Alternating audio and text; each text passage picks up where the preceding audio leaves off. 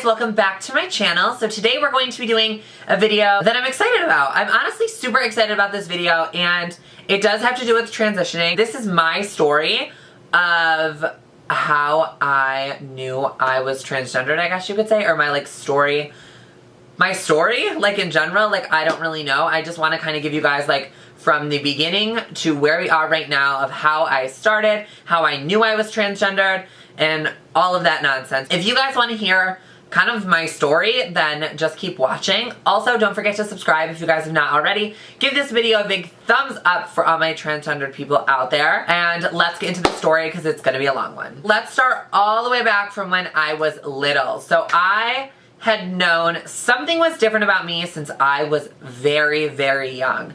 In kindergarten, my best friend at the time, and still is to this day, we've been friends for like 20 years, which is crazy. So my best friend had kissed a boy in class, and I was like, I want to be just like her. I was like, I literally want to be her. So I went up and kissed the same boy because I thought like, well, she's doing it, so I should do it.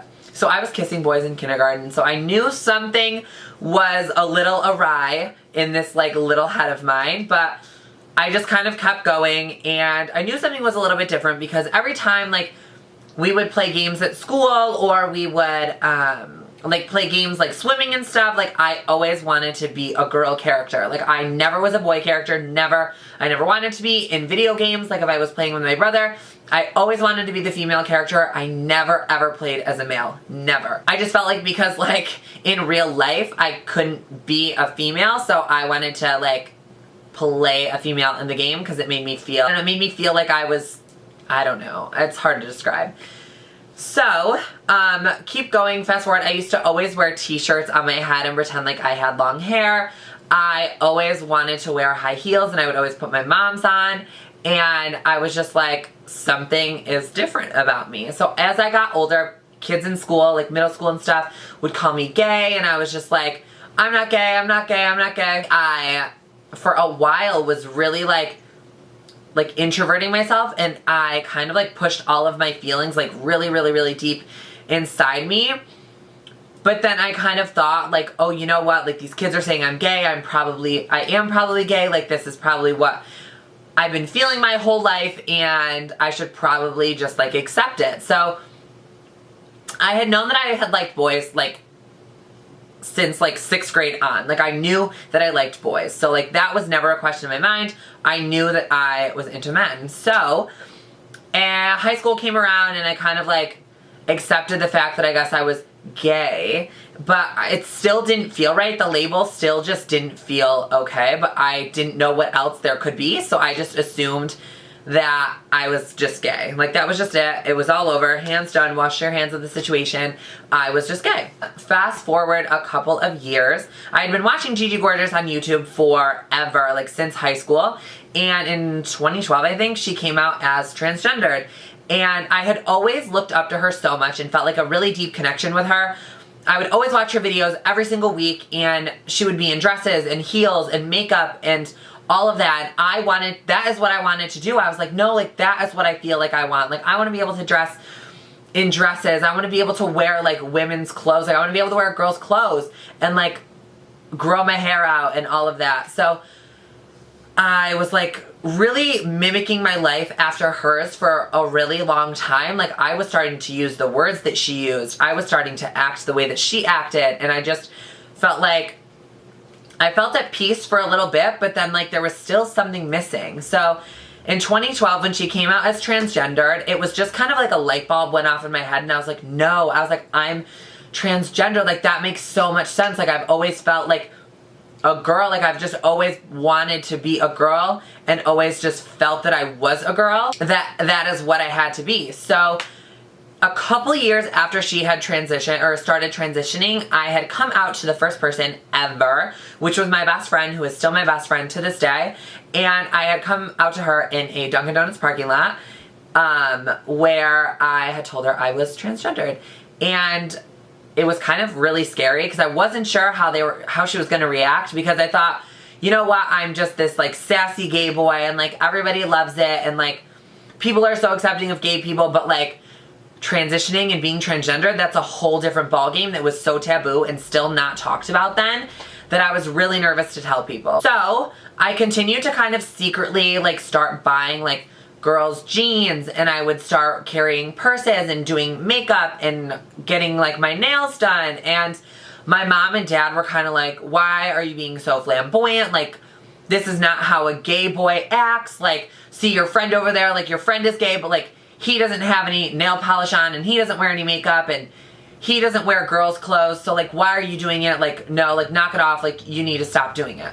So I did, and I went through this like macho phase, and I grew my facial hair out, and I started like cut my hair, I spiked it, and then I started living like a macho gay, not a macho gay boy, I was still like a feminine gay boy, but like I started presenting as like super male, like beard and all of that, and I was okay with it for a while, and I kind of just suppressed the feelings of being transgendered, and I was like, you know what, like it's okay, like I can live my life like this forever. And then it came down to like dating people and hooking up with people. And I just would never, because I felt like I was so insecure with my body and I did not like the things that were attached to my body. Like my body wasn't what I had felt like it should be inside. Like I know that that's exactly how they describe what being transgendered is, but like that's exactly how it felt. Like I was like, I don't want to be ever seen with my clothes off. Like I was like, I don't like my body at all. So I had went through like a really deep like dark place of my life. Like nothing too crazy, but I was really depressed, but I honestly just suppressed all of it so badly that like I just like started shutting down to people. Like I just never opened up. Like I was just kind of like put on this front of this like super sassy gay boy of like, I don't care what people think, this, that, and the other thing. And it was all just an act, obviously. I knew something was still up, and sooner than later it needed to be addressed and I needed to do something, or I didn't want to live the rest of my life that way. So fast forward a couple of years and I turned 19 and I decided that I wanted to transition. I was like, you know what, like it is time. I have lived this way long enough and I feel like I need to do this for myself. So I went to my primary care doctor and I told her what was going on. She had no idea anything about like what being transgendered was. She just kind of like knew of it or whatever. And she was like, you know, I'll just recommend you to like an endocrinologist, who is my endocrinologist today, who prescribes me my hormones. So I went to him in May of like 2014, I think, and I had gotten on hormones for the first time.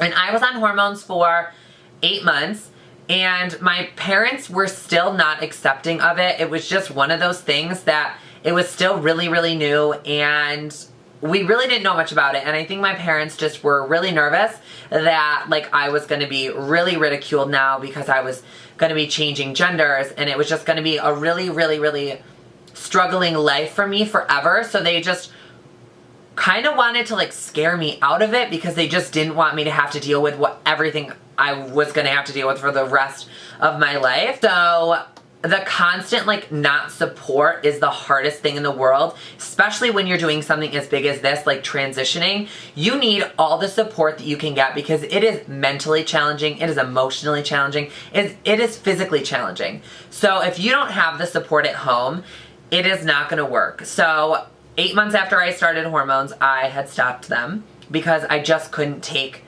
the like the negativity, and I couldn't take the constant like comments and stuff like that. Like they really got to me. So I had stopped hormones, and that was the worst feeling in the entire world, let me tell you, because I felt like I was doing something for me, and like I was really, really making a strive to becoming the person that I was meant to be. And then I had to stop because I couldn't handle the comments of like family. I could handle the comments of other people, but when it came to like my family and stuff like that, I just could not deal with it. So I had went about a year off of hormones, and I had lived my life. I kind of still kept growing my hair out, and I was wearing makeup and stuff like that, and my parents were okay with that.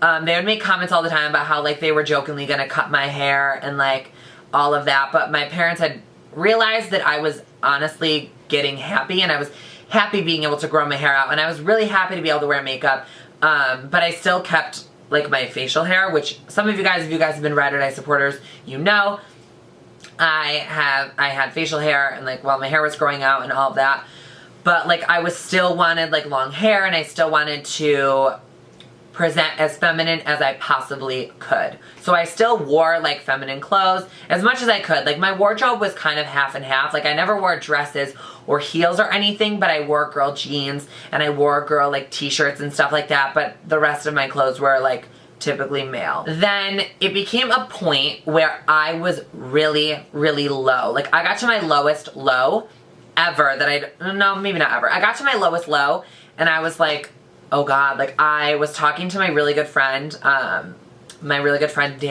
and I was telling her, I was like, I really, really, really want to get back on hormones. I was like, please, I was like, force me to call the doctor. I'm like, I'm just so nervous. I really want to get back on hormones because I really want to start living my life the way that I should. So I was about 21 at the time, and I was like, you know what? Like, I need to do this for me. So I went ahead and I called my endocrinologist again, and I was like, hey, like, I would like to schedule another appointment. I was a patient of yours a while ago and I would really like to schedule another appointment. So I scheduled an appointment and I went in and I kind of explained the whole situation to him, how it wasn't the right time for me to transition at the time that I did at 19. Plus I was so young and that's hard to do when you're that young. It's hard to do now, but like I wish I kind of stuck it out back then because I'd be a lot farther in my transition than I am right now, but I am content with how everything had happened. I went to my doctor and he prescribed me hormones, which was in May of 2016. So I was so excited. I was as happy as I could be. So I was taking my hormones and I was continuing to live my life. I had not yet presented as female yet. I still had facial hair and I was growing my hair out. And slowly I was taking hormones, and about, I'm gonna say around my birthday, which is in November of 2016, I had really started to get depressed and I was like, what is wrong? I was like, I'm on hormones.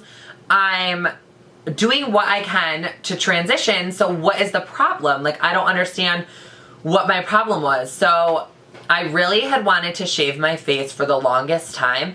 But the reason that I kept it for so long, which a lot of you guys probably don't know because I've never really talked about it, is I obviously have really thick facial hair and I just was so nervous about not being able to quote unquote pass that if I shaved it, like you'd be able to see stubble and 5 o'clock shadow and this and that, and like people would just be able to tell that like I was like a boy. And that was my biggest fear. I would rather walk out of my house with a full beard and a beautiful smoky eye and long hair and people would be like, what is that? Than being like, oh, that's a boy in a dress. Like for some reason, not all trans people go through that, but I was nervous I was never going to be able to pass. That is a really shitty feeling when you are like nervous that when you go out in public, that when people are staring at you, like, are they staring at me because they can tell like what's going on in their head? And I used to be so anxious. Like I would never want to go out in public anymore because I was like, I don't want to have to deal with society. After like a month and a half of being super depressed, I was like, you know what? I'm doing it. So on New Year's Eve of December 31st, 2016, I had shaved my beard for the first time. And that was the most liberating feeling I have ever felt in my whole entire life. So January 1st, I'm not gonna get emotional, but it's just so exciting. Like January 1st, 2017, New Year's Eve, I wore this nude dress, no facial hair, makeup done, hair done, and I felt like I could take on the world. Like I had never felt so good in my whole entire life. I had never felt so right in my whole entire life. And then I did that night. And I was like, you know what? This is it. I need to do this. So I had started laser hair removal, I think 2 weeks after I had shaved my face. And that started the journey. So the next couple months of like laser and stuff like that, I had gone through, I don't know, the more my hormones started to take the effect and change my body, the more happy I became. So when I started to notice my hips widening, and when I started to notice a lot of breast development, when I started to notice my hair thinning, when I started to notice everything, I just became happier. And then we fast forward to where we are right now. And I can honestly say to you guys, after a year and a half, of like fully transitioning from a year and a half ago. I am so happy with my life, and there is so much more to go though. Like, I am content with where I am right now. I've never been happier and more at peace with who I am. Like, when I go out in public now, like, I don't, like, if someone is staring at me, like, it's not that I'm like worried that they can tell that I'm transgendered. I have asked people before and they have had no idea that I was transgendered. So, to all the people on my last video, I got my eyes on you. You guys are probably like, why is she making this video? Like, what is the whole point of it? But I wanted to kind of let you guys know that it has not been all sunshine and roses, and I have been through a struggle, and I am still conquering now. Like, I'm still, you have to be willing to want something bad enough. And I know that a lot of people out there who are transgendered may not have the support of their family, and that is tough. But from one girl to another, or boy, or whatever, I want to let you guys know I will always be your support system. So if you guys are at home and whatever, and your parents do not support you, your grandparents don't support you, your sister, brother, anything, just know I support you in anything that you guys do. Like, anything.